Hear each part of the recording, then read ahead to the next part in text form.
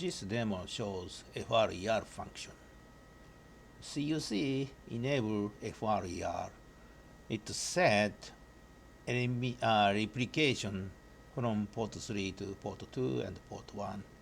And between bridges, there are redundant connections. And port 1 connected to port 3, port 2, port 2.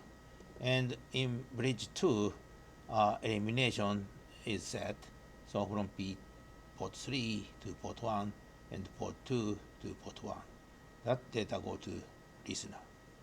And one of two connections can be disconnected. And even such happens, there is no data loss. Okay, so let's show that FRER function.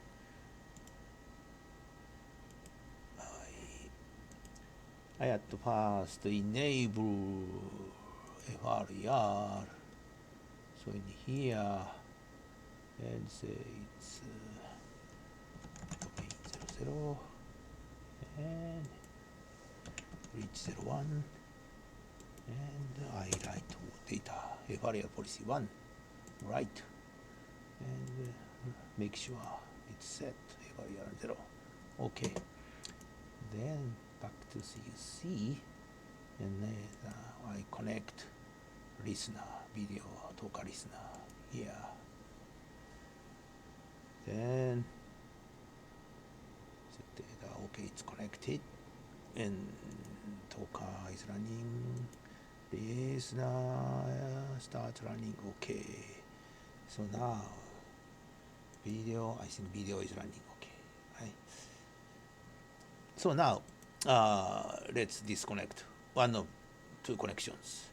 Here I have this blue line and this purple line. Okay, at first I disconnect purple line and the movie is running now, and I disconnect purple line, disconnected. And the movie is running, okay. So this disconnection is no problem.